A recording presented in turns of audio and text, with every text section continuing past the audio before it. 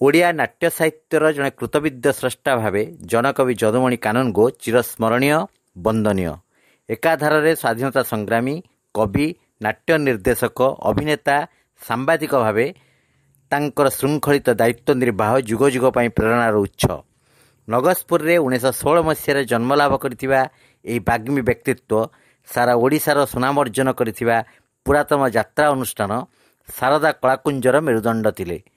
ଏପରିକି କବିଚନ୍ଦ୍ରଙ୍କ ଓଡ଼ିଶା ଥିଏଟର୍ସ ଦ୍ୱାରା ପ୍ରଯୋଜିତ ରକ୍ତମାଟି ଭାତ ନାଟକରେ ଶ୍ରୀଯୁକ୍ତ କାନୁନଗୋଙ୍କର ନିଖୁଣ ଅଭିନୟ ତାଙ୍କୁ ଦେଇଥିଲା ସ୍ୱତନ୍ତ୍ର ପରିଚୟ। ତାଙ୍କ ରଚିତ ଜାତିର ପିତା ମହାତ୍ମା ଗାନ୍ଧୀଙ୍କ ଉପରେ ଆଧାରିତ ମହାମାନବ ଚମ୍ପୁ ତାଙ୍କର ଏକ ଅନବଦ୍ୟ ସୃଷ୍ଟି, ଯାହାକି ସାରା ଭାରତବର୍ଷରେ ବିରଳ ଗ୍ରନ୍ଥଟିଏ।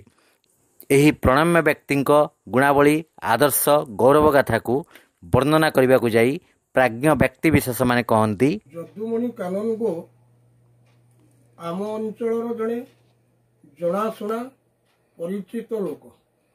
ପ୍ରାୟ ଯଦୁମଣି କାନୁନଗୋଙ୍କୁ ଏ ଅଞ୍ଚଳର ସମସ୍ତ ଲୋକମାନେ ଜାଣନ୍ତି। ସେ ଜଣେ ନାଟ୍ୟକାର ଓ ସୁଦକ୍ଷ କଳାକାର, ମିଷ୍ଟଭାଷୀ। ତେଣୁ ତାଙ୍କର କାର୍ଯ୍ୟ ଏତେ ସୁନ୍ଦର ଥିଲା ଯେ ଲୋକମାନେ ଏପର୍ଯ୍ୟନ୍ତ ବି ତାଙ୍କୁ ଭୁଲି ପାରୁନାହାନ୍ତି। ଏହା ଅନେକ ଦିନ ତଳର କଥା। ମୁଁ ସେତେବେଳେ ବାଲ୍ୟ ଅବସ୍ଥା କହିଲେ ଅତ୍ୟୁକ୍ତି ନୁହେଁ। ମୋର ବୟସ ପ୍ରାୟ 13-14 ବର୍ଷ ବୟସ ହେବ। କେନ୍ଦୁପାଟଣା ହାଟ ପଡ଼ିଆରେ ପ୍ରତିବର୍ଷ ମାଘ ମାସ ସମୟରେ ଯାତ୍ରା ହୁଏ।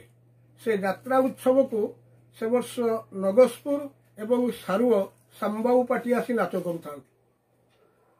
ସେ ସମୟରେ ତିମୁଆଣି ବରପଡ଼ାର ବ୍ରିଜ୍ ନଥାଏ, ନଦୀରେ ଡଙ୍ଗାରେ ପାରି ହେଇ ଯିବାକୁ ପଡ଼େ।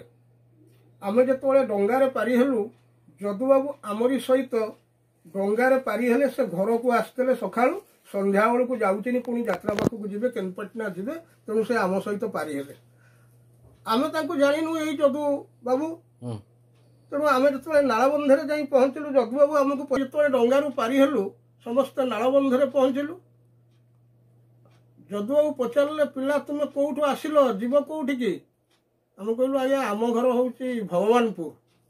ନା ଭଗବାନପୁର? ଆରେ ଯିବ କୁଆଡ଼େ? ବୋଲେ ଆମେ ଏଇ ନାଚ ଦେଖିବାକୁ ଯିବୁ ଆଉ। ନା ସେଠି କେଉଁ ପାର୍ଟି ନାଚ କରୁଛି? ମୁଁ କହିଲି, ଆମେ କ'ଣ ଶୁଣୁଛୁ ନଗସପୁର ଆଉ ସାରୁଅ ଏ ଦୁଇଟା ପାର୍ଟି ଯାତ୍ରା କରୁଛି ବୋଲି। ନହେଲେ ତାହେଲେ ତୁମେ ପିଲାମାନେ କୁହ ତ, ତୁମେ ଜାଣିପାରୁଛ ତା ଭିତରେ କେଉଁ ପାର୍ଟିଟା ଭଲ ହେଇଥିବ? ତା ଭିତରୁ ଆମେ ସମସ୍ତେ ଏକସ୍ୱରରେ ଯେତେ ପିଲା ଥିଲୁ ସମସ୍ତେ କହିଲୁ, ନାଇଁ ମ ଆମ ନଗସପୁର ପାର୍ଟି ଭଲ ହେବ। ସେ ସୁର ପଟ୍ଟନାୟକଙ୍କ ପାର୍ଟି, ବଡ଼ ପାର୍ଟି ଓଡ଼ିଶାର, ସେ ପାର୍ଟି ଭଲ କାମ କରିବ। ତାଙ୍କର ଯଦୁମଣି କାନୁନଗୋ ହେଉଛନ୍ତି ଲେଖକ। ତେଣୁ ଯଦୁବାବୁ ଏଇ ଲୋକ ବୋଲି ଆମେ ତାଙ୍କୁ ଜାଣିନୁ। ତେଣୁ ଯଦୁବାବୁ ଆମକୁ ସାଙ୍ଗରେ ନେଇକି ଚାଲିଲେ। ଯେତେବେଳେ କେନ୍ଦୁପାଟଣା ଲକ୍ ପାଖରେ ହେଇଗଲେ, କହିଲେ, ପିଲାଏ ମୋତେ ଚିହ୍ନିଛ, ମୁଁ କିଏ? ଆମେ କହିଲୁ, ନାଇଁ ଆଜ୍ଞା ଆମେ ଆପଣଙ୍କୁ ଚିହ୍ନିନୁ। ନା ମୁଁ ପୁରା ସେଇ ଯଦୁମଣି କାନୁନଗୋ, ଆମ ଘର ଚାରିରକବା। ହଉ ତୁମେ ପିଲାଏ ସବୁ ଯାତ୍ରା ଆରମ୍ଭ ବେଳେ ମୋତେ ଦେଖା କରିବ। ମୁଁ ତୁମକୁ କହିବି, ନେଇ କେହି ଜଣେ ପିଲା ନେଇ ତୁମକୁ ଆମ ମ୍ୟୁଜିକ୍ ପାର୍ଟି ପାଖରେ ବସେଇଦେବ। ତା ବି ହିଁ ହେଲା। ଯାତ୍ରା ଆରମ୍ଭ ବେଳେ ଆମେ ଯଦୁବାବୁଙ୍କୁ ଦେଖା କଲୁ। ଯଦୁବାବୁ ଜଣେ ତାଙ୍କର ଲୋକ ପଠେଇଲେ। ସେ ଆମର ଯେଉଁ 4-5 ଜଣ ପିଲା ଆମେ ଯାଇଥିଲୁ, ଆମକୁ ନେଇ ସେ ମ୍ୟୁଜିକ୍ ବାଲା ଯେଉଁଠି ବସି ତାଙ୍କର ମ୍ୟୁଜିକ୍ କରୁଥିଲେ ସେଠି ନେଇକରି ଆମକୁ ବସେଇଲେ। ତେଣୁ ଯଦୁବାବୁ ଜଣେ ମିଷ୍ଟଭାଷୀ, ଲୋକପ୍ରିୟତା ଏବଂ ସୁନ୍ଦର ନାଟ୍ୟକାର ନୁହନ୍ତି। ଖାଲି ନାଟ୍ୟକାର ନୁହନ୍ତି, ସେ ବହୁ ସମୟରେ ପ୍ଲେୟାରଙ୍କର ଅଭାବ ଥିଲେ ସେ ମଧ୍ୟ ନିଜେ ମୁହଁରେ ପାଉଡର ମାଖି ହେଇ ତାଙ୍କର ରୋଲ୍ କରିବା ପାଇଁ ବାହାରି ଯାଆନ୍ତି। ତେଣୁ ତାଙ୍କୁ ଏ ଅଞ୍ଚଳ ଲୋକ ସବୁଦିନେ ମନେ ରଖିବେ।